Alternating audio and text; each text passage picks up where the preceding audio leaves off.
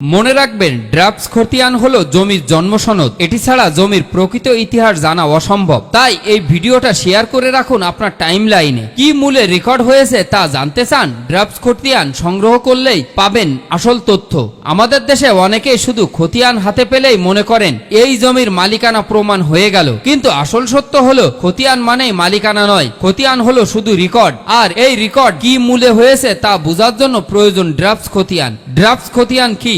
Drafts খতিয়ান হলো record প্রস্তুতের সময়কার একটি প্রাথমিক নথি। এটাকে জমির প্রথম খসড়া ইতিহাস বলা যায়। এখানে লেখা থাকে জমির রেকর্ড দলিল মূলে হলো নাকি উত্তরাধিকার সূত্রে হলো। যদি দলিল মূলে হয়ে থাকে তাহলে কোন দলিল নাম্বার ও সাল অনুযায়ী রেকর্ড হলো। জমির পূর্বতন মালিক কে ছিলেন, কার নামে কত শতক রেকর্ড হয়েছে। মানে এক কথায় ড্রাফটস খতিয়ান ছাড়া কখনোই আপনি জমির আসল মালিক জানতে পারবেন না। উদাহরণ ধরুন, আপনার দাদার নামে সিএস রেকর্ড আছে, কিন্তু আপনার দাদা জীবনে কখনো জমি কেনেননি। তাহলে কি মূলে রেকর্ড হলো? উত্তরে আছে কেবল ড্রাফটস খতিয়ানে। এখান থেকে বুঝবেন রেকর্ডটা কোন পুরনো দলিলের ভিত্তিতে হলো নাকি দাদার পৈতৃক সম্পত্তির ভিত্তিতে হলো। সমস্যা হলো অনেকে ড্রাফটস খতিয়ান সংগ্রহ করেন না, শুধু আপডেট খতিয়ান হাতে পেয়ে জমির মালিকানা নিশ্চিত হয়ে যান। কিন্তু পরে হঠাৎ দেখা যায় আরেকজন এসে দাবি করেন এই জমি আমার দাদার দলিলের মূলে রেকর্ড। তখন শুরু হয় লম্বা মামলার এক ঝামেলা। তাই সচেতন হন, আপনার জমির দলিল মূলে হয়েছে নাকি উত্তরাধিকার সূত্রে হয়েছে তা জানুন। তাই দেরি না করে আজই সংগ্রহ করুন।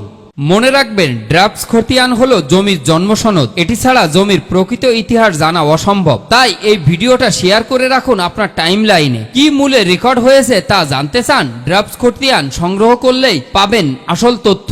আমাদের দেশে অনেকেই শুধু খতিয়ান হাতে পেলেই মনে করেন এই জমির মালিকানা প্রমাণ হয়ে গেল, কিন্তু আসল সত্য হলো খতিয়ান মানেই মালিকানা নয়। খতিয়ান হলো শুধু রেকর্ড, আর এই রেকর্ড কি মূলে হয়েছে তা বোঝার জন্য প্রয়োজন ড্রাফটস খতিয়ান। ড্রাফটস খতিয়ান কি?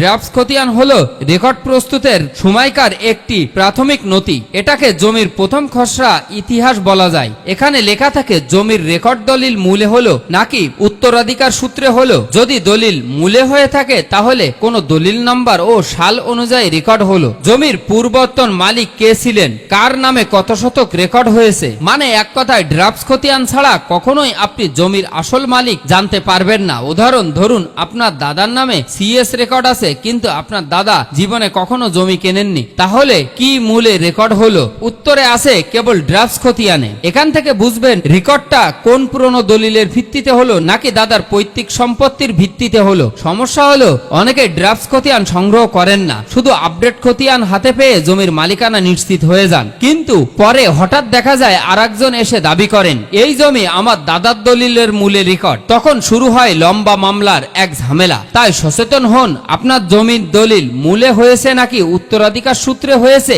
তা জানুন। তাই দেরি না করে আজই সংগ্রহ করুন।